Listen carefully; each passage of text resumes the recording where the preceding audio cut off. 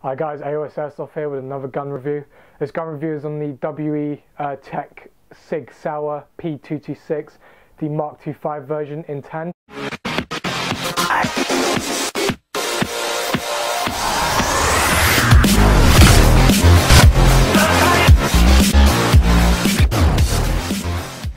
Construction of this pistol is fully metal, slides metal, low receivers metal. The only plastic parts in this gun is the grips. Everything else in this gun, as mentioned already, is metal. This gun retails for about £100 as well in the UK. Has a very nice weight to it, very nice ergonomics. Has its own 20mm rail for your flashlights or lasers. I've had this gun for about 7 months now, and it's been a very nice gun to shoot. Its range is about 30 to 40 meters. I'll put its effective range about 30 meters. The only modifications I've really done to this pistol, if I show you, so obviously to field strip it as well, I might as well mention. So obviously you cock it back, lock it, and then you've got this little tab or lever here that you pull down. You'll release the slide forward and it'll simply slide off. Put them back there. Then to field strip this pistol, you'd simply, it's a bit odd with this one, you'd simply pull the spring forward, pull the inner barrel out, then release the spring backwards, and then pull the outer barrel. And that is simply your slide field stripped. I mean, you could field strip it further by removing the screws there for the gas block, although it's not needed unless you're doing a deep clean of it. So going on to the modifications I've done, as you can see with the outer barrel, you can see a bit of black paint still on it. The only negative thing I can say about WE Sig is that the paint that they put on the outer barrel flakes off very easily within use. As you can see, I use wet and dry sandpaper to just simply remove the paint and polish it, which simply smoothens the action of the pistol, because I found that especially in the cold when the paint starts flaking, it would interrupt the obviously the function of the slides. So I simply wet and dried sandpapered it and made it smoother with the action, making the action smoother. So you know, that's one modification I did. Another modification is when I bought this pistol, it had a Duff hot rubber, so I simply went and bought a maple leaf 75-degree hot rubber. I think it's a 50-degree actually, can't remember.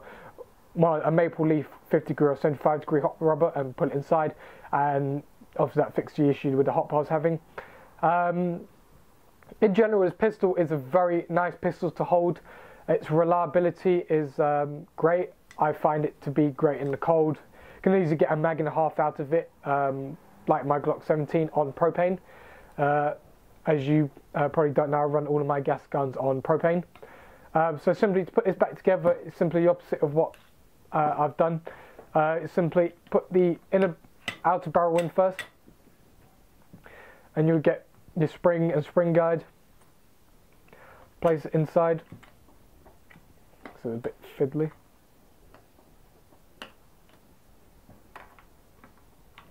Hold it forward like that. Get your inner barrel. Oops. That said very fiddly. Then with your finger, push it outer barrel in, and then simply slot it into the hole that holds it in there. The hop adjustment is this little wheel here, same on the WE Glock 17. And to simply put it back together, it's just the opposite of what I've done.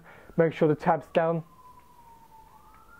Simply slide the pistol back, lock it back, put the tab together, and then you fire off the action. This pistol has some very nice features. Keeping with the real steel variant, it's a double/single action gun. It also has a half cock. So I'll explain a bit about double and single action. Double action is when you don't cock the hammer back and you simply just pull the trigger. It's called a double action. Then you've got your half cock, which is simply shortens the trigger pull. So if I show you, when you don't half cock it, you find that the trigger pull is very short, or very long actually. when you half cock it, you find that you can push it back further, and then when you fully cock it, you'd actually see the trigger move back, further shortening the trigger pull. So if I push it here, along with the real steel, it also has a decocker, a functional decocker, which is this thing here. This is the decocker. To decock the weapon, you simply press it down and release it. So I'd either decock it to a half cock, or you could, without the magazine in, because what obviously in the Airsoft version, it has a habit of striking the strike on the back and letting out a bit of gas, or firing the pistol. So you simply want to decock it to half cock and then leave it like that.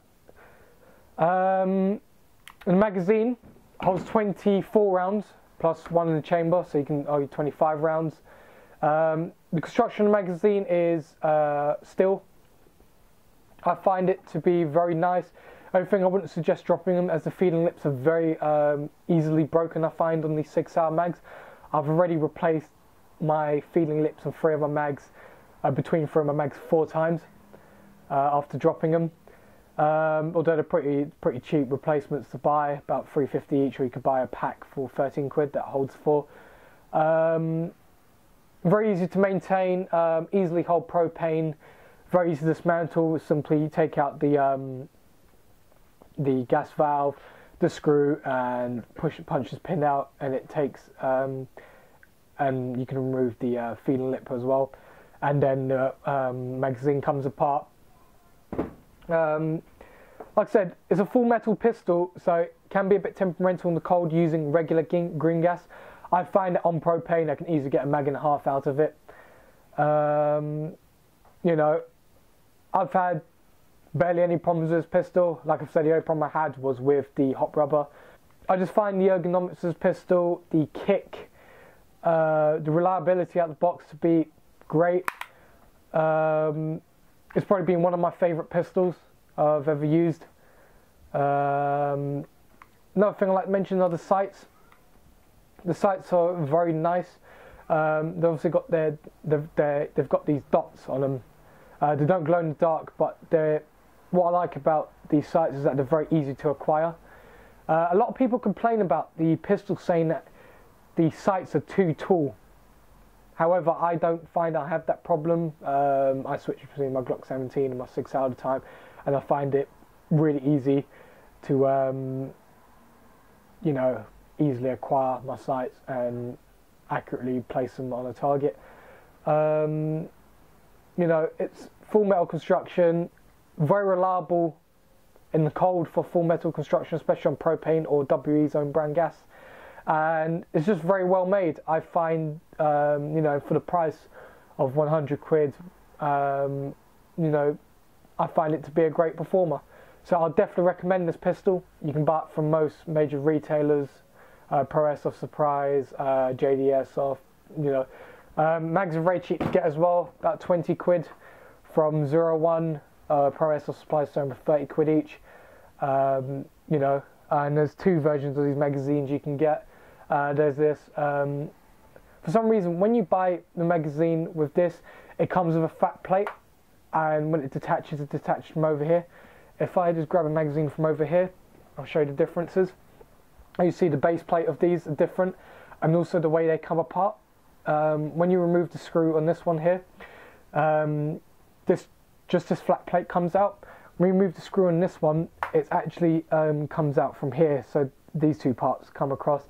However, I find the aftermarket magazines you buy for them, which are also WE's own magazines, hold slightly more gas. However, I can still get a full magazine and a half out of both magazines on propane. So, you know, and they both hold 24 rounds plus 1 chamber, and I find them to be very reliable. I've had no issues with this gun, apart from obviously the hot rubber. However, definitely recommend it. We'll do a shooting test on this on propane and 2.5BB soon. And thanks for watching. Please like and subscribe, and stay tuned for more videos.